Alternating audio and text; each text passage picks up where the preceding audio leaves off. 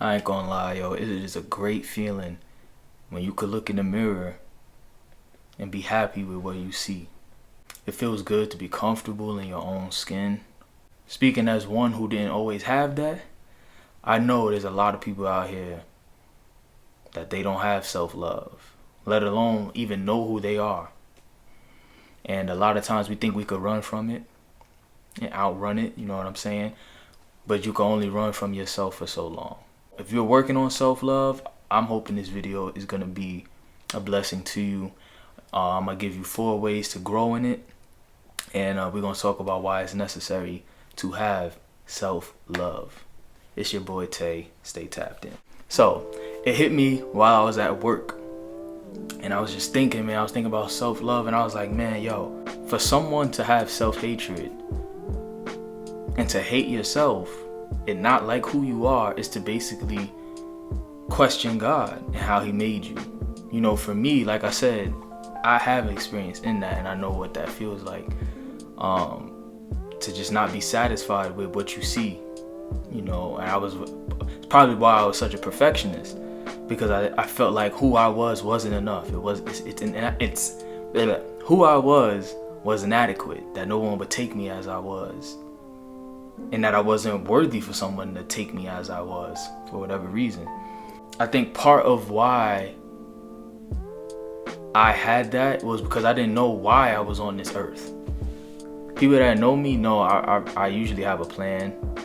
I don't like walking around blindfolded. It's not gonna work out for me. Who I am today, I realized that, yo, exactly how I was made is perfect for what I'm doing right now.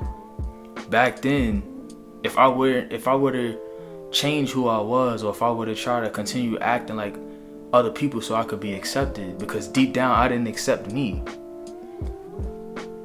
would I even be creating content right now? You know, my testimony, my life story and things like that. If I didn't embrace all of those things and accept who I was and begin to look at myself like I am enough and begin to love myself more, I probably would not be doing this, you know? And that's a part of the Nfluence brand, you know what I'm saying? Before you could be a good influence on other people, you got to get yourself right. But as you can see, you know, we working on merch, so link in the description. But anyway, so that's that, right? But we're gonna get into why it's necessary, right? One thing what I noticed is you'll offer yourself so that somebody else can survive, so that somebody else could get off whatever it is they trying to get off. So if you know you have nothing left to give, that's not gonna matter. You're still gonna try to be there for everybody. It's like you're people pleasing. And depending on what level of self-love, where you at with it, will probably determine how drastic those things are that you're going to try to do to be accepted and things like that.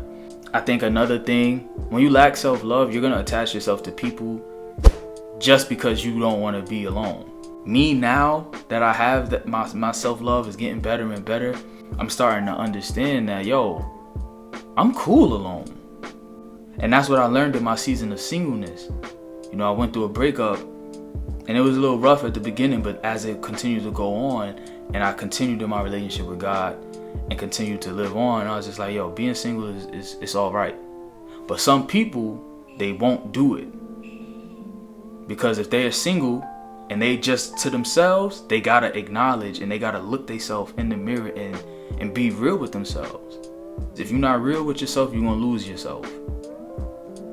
I think I saw a clip of Fat Joe saying that, Jane. So I was like, yo, that's facts. Like I said, as I've continued on in my journey, when you have self-love, it is now setting a standard. You know what I'm saying? I learned that a good indicator of somebody's self-love is by what do they tolerate from the people that love them, that they're in relationships with. Because when you don't have self-love, you'll accept people treating you like trash. And again, I'm speaking from experience. You'll accept being treated as common. If you don't have self-love, how can you demand love from someone else when you don't even love you? You know what I'm saying? That leads me into this point. You should have self-love before you go into a relationship. I would advise it. You know, sometimes life happens and you find yourself in a relationship. But I would advise for people to become more in tune with themselves and begin to love themselves, begin to know who they are before they're going into another relationship, because it's easy to lose yourself in it. But self-love, I learned, is like the prerequisite to loving somebody else.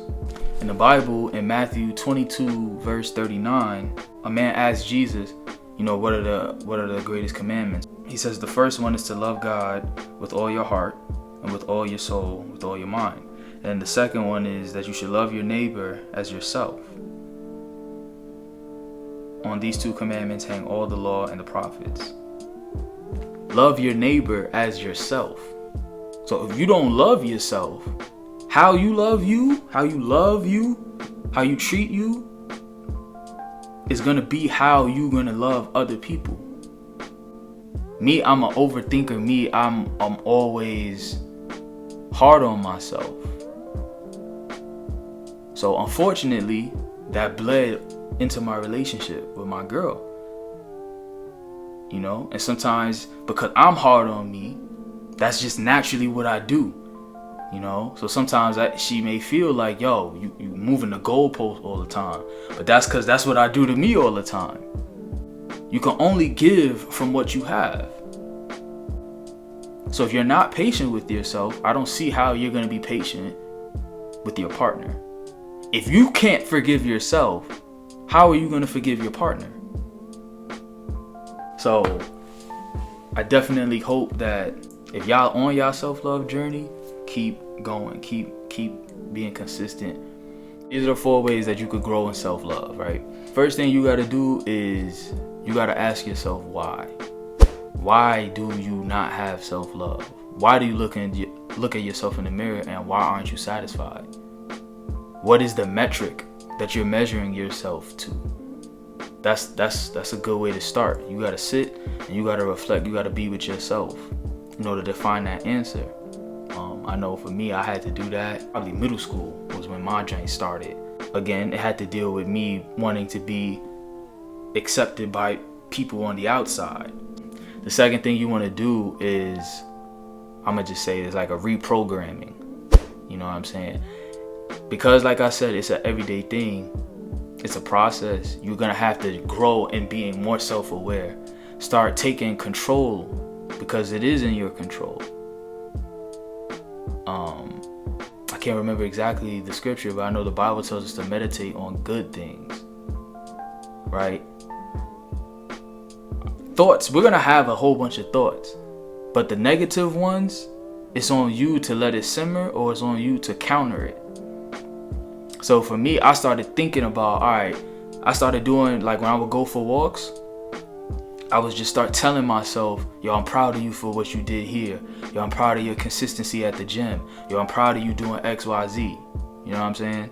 Start finding things that you like about yourself and big yourself up. You know what I'm saying? So you got to reprogram the brain to start, feeling good about yourself. 3, just spend time with yourself. Spend time with yourself, learn yourself. And if you're someone who believes in God, find out who you are in God. And then the last thing is start to set boundaries. And this is particularly for people who are in that people pleasing kind of thing, where it's like they always doing something to be accepted. It's all right to say no. And it's all right to put yourself first.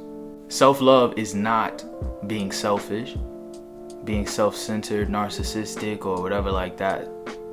I look at self-love as just like, in order for me to be impactful out in the world, I gotta take care of me first. Because what good am I, even to God, what good am I to God if he needs me as his servant to go out and do stuff if I'm drained, if I'm on empty? It's because I'm not taking care of myself. So when it's time for me to go put some work in, I can't put no work in, at least to the degree that he wants me to do it. You know what I'm saying? So it's the same thing even for y'all. It's like we gotta make sure we good so that we could go ahead and handle business when we out in the streets. Those are the 4 things that I got. If y'all got any other ideas and other things to grow that you use to grow in self-love, drop it in the comments. Make sure you subscribe.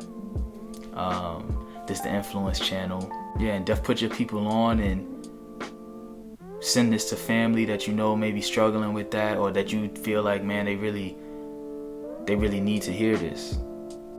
Again, with this Nfluence, I'm trying to make it a community. I'm trying to build this, and y'all are a part of that. So I hope this is helpful. I pray that this is a blessing to you, and that this helps some of y'all really like lock in, and really, I hope this put the battery in some of y'all back. For real. You're not alone, because I struggle with it, but I thank God for his guidance and me, leveling up and getting out of that, and it's truly been beneficial. I'm a completely different person now, and it feels good. So this is the Nfluence channel, man. Y'all stay up, y'all stay blessed. Prayerfully, you are on path to what God has in store for you. And yeah, man, y'all stay up. Peace and love.